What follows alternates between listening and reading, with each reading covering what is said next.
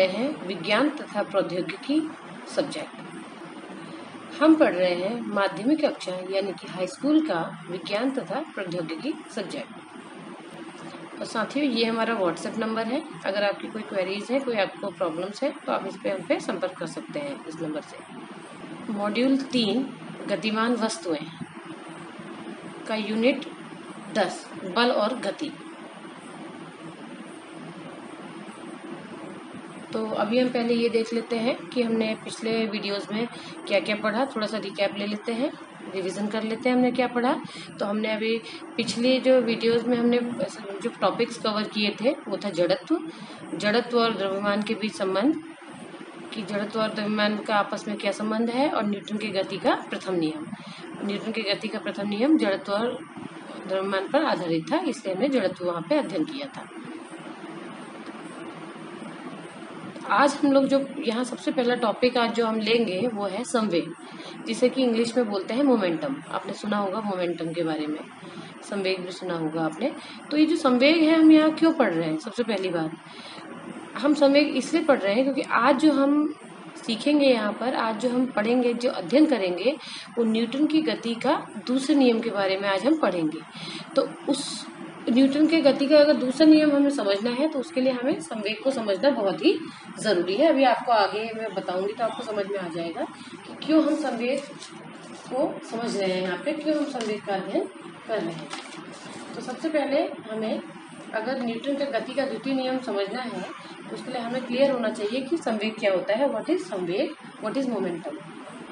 अब आप इमेजिन कीजिए, आपके पास दो बॉल है, दो गेंदे हैं, दो समान गेंदे, बिल्कुल समान द्रव्यमान के समान भार की गेंदे हैं, और वो दोनों ही आपकी तरफ अलग अलग वेग से गति में है। आपकी तरफ वो अलग अलग वेग से आ रही है, अलग अलग गति से आ रही है। एक मान लीजिए हल्के आ रही है, एक मान लीजिए तेज आ रही है। तो आप ये बताइए कि अगर आपको उनको रोकना है तो आपको किस पर कितना बल लगाना पड़ेगा, मतलब किस गेंद को रोकने के लिए आपको ज्यादा बल की आवश्यकता पड़ेगी और किस गेंद को रोकने के लिए आपको कम बल की आवश्यकता पड़ेगी। तो सीधे सीधे आपको समझ में आ जाएगा।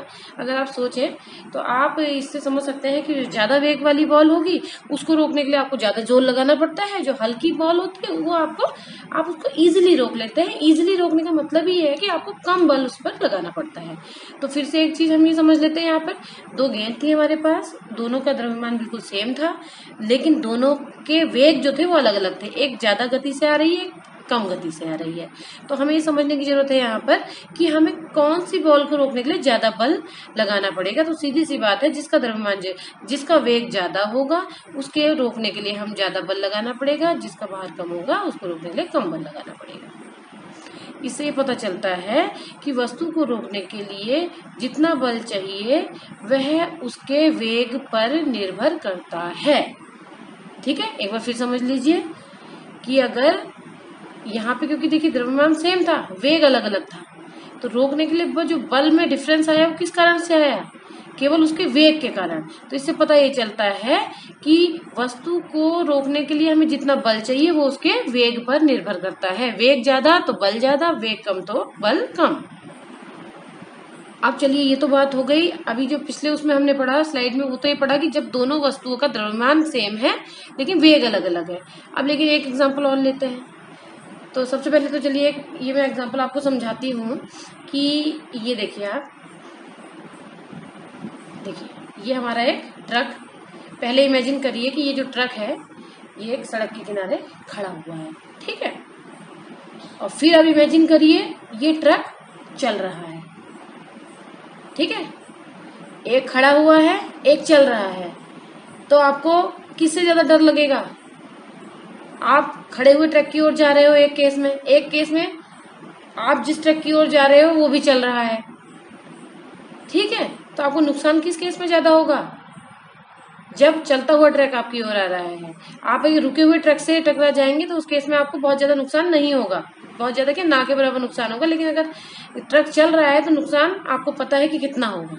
तो यहाँ पे ये समझ में आ रहा है हमें कि देखिए दोनों सेम चीजें हैं, ट्रक ही है, दोनों का द्रव्यमान सेम है, भार सेम है, लेकिन एक रुका हुआ है, विरामावस्था में है, वेग 0 है, एक का वेग कुछ भी है 20 किलोमीटर प्रति घंटा, 30 किलोमीटर प्रति घंटा। तो दोनों के केस में नुकसान तब होगा जब वेग ज्यादा होगा उस पिंड का, उस वस्तु का, ठीक है। तो नुकसान ज्यादा होगा, मतलब यहाँ से यही पता चल रहा है कि बल ज्यादा अप्लाई होगा अगर कोई चीज चल रही है और कोई चीज रुकी हुई है, दोनों में ये अंतर होगा।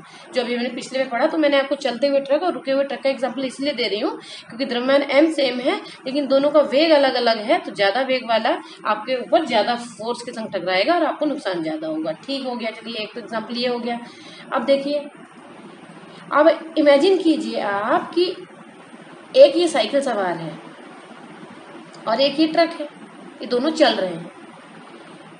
ये साइकिल सवार आ रहा है 10 किलोमीटर प्रति घंटा की रफ्तार से आपकी ओर, और ये ट्रक भी 10 किलोमीटर प्रति घंटा की रफ्तार से आ रहा है। तो हम यहाँ पे ये बताना चाह रहे हैं कि वेग इसका भी 10 किलोमीटर प्रति घंटा है और वेग इसका भी 10 किलोमीटर प्रति घंटा है। तो किस केस में आपको नुकसान ज्यादा होगा? यहाँ पे अगर हम बात करें तो वेग, तो अब इस केस में वेग दोनों समान है।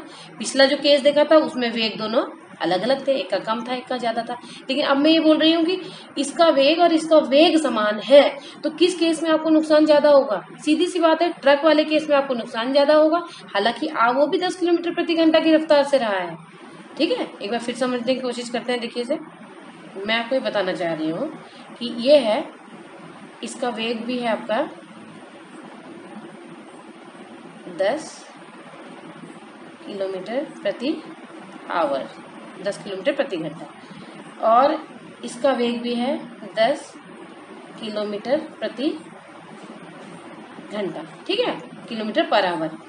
दोनों का वेग समान है, लेकिन साइकिल का द्रव्यमान जो है वो मान लिया 20 kg और ट्रक का द्रव्यमान मान लिया 200 kg। आप समझिए आप, तो किस केस में आपको नुकसान ज्यादा होगा? ट्रक वाले केस में आपको नुकसान ज्यादा होगा, ज्यादा चोट पहुंची। क्यों? क्योंकि इसका द्रव्यमान ज्यादा है। तो यहाँ पे हमें ये भी समझ में आ रहा है कि जो बल होगा वो किस केस में ज्यादा होगा?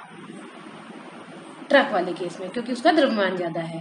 तो यहाँ पर से हमें इस एग्जांपल से हमें ये भी समझ में आ रहा है कि जो बल होता है वो द्रव्यमान पर भी निर्भर करता है। मतलब यह है, कम द्रव्यमान की वस्तु हमसे टकराएगी तो कम बल हम पे लगेगा, ज्यादा द्रव्यमान की वस्तु हमसे टकराएगी तो बल ज्यादा लगेगा, ज्यादा नुकसान होगा। तो यानी कि बल दोनों पर ही निर्भर करता है, द्रव्यमान पर भी और वेग पर भी।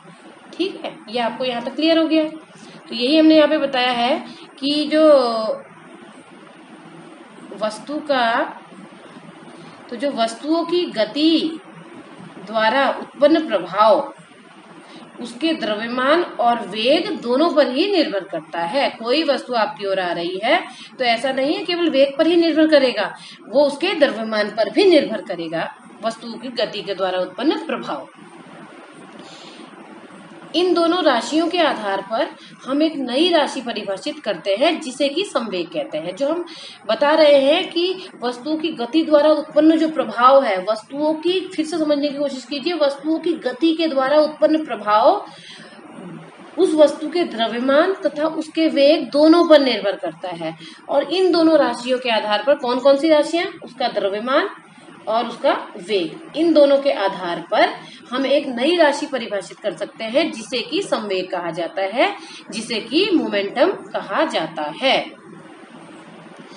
अब हम इसे ऐसे समझते हैं कि किसी भी कोई गतिशील वस्तु है, चल रही है, गतिशील वस्तु का संवेग p क्या होता है ये बताना चाह रहे हैं हम यहाँ पे आपको कि कोई वस्तु गतिशील है, संवेग को स्मॉल p के माध्यम से हम डिनोट करते हैं, स्मॉल p, संवेग को हम स्मॉल p से दिखाएंगे आगे, ठीक है। और तो हम यहाँ पे बता रहे हैं कि किसी भी गतिशील वस्तु का जो संवेग होता है वो उसके द्रव्यमान m, मतलब उसके भार, तथा उसके वेग v, जिसको हम दिखाते हैं किलोमीटर प्रति घंटा या मीटर प्रति सेकंड, उसके वेग के गुणनफल से परिभाषित होता है। यानी कि p होता है, जो ये जो p है, p is equals to m द्रव्यमान v, यानी कि वेग। तो किसी भी गतिशील वस्तु के द्वारा जो वस्तु का जो संवेग होता है, किसी भी गतिशील वस्तु का जो आप पर प्रभाव होता है वो उसके द्रव्यमान और उसके वेग दोनों पर निर्भर करता है। अब संवेग की जो SI अंतर्राष्ट्रीय मात्रक है वो होता है किलोग्राम मीटर प्रति सेकंड। किलोग्राम क्यों?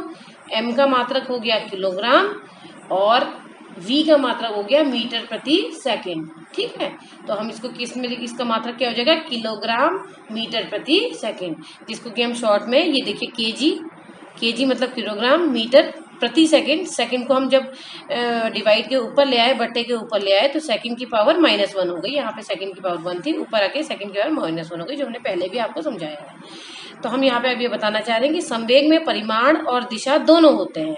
एक सदिश राशि है, ये दिशा भी होती है और इसकी कोई वैल्यू भी होती है और इसकी दिशा भी होती है। अब दिशा, इसकी दिशा क्या होगी, अब हमने अभी पढ़ा है कि P इक्वल्स टू, अभी हमने पढ़ा P equals to m into v. तो संवेग में परिमाण और दिशा दोनों होते हैं। इसकी दिशा वही होती है जो वेग की दिशा होती है। क्यों होती है, क्योंकि हमें पता है कि P equals to m into v. तो इस संवेग की दिशा वही होगी जो इस वेग की दिशा होगी। ठीक है, ये देखिए m दिशा दिखा रहे हैं, सदिश राशियां हैं, तो इसकी दिशा वही होगी जो उसके वेग की दिशा होगी।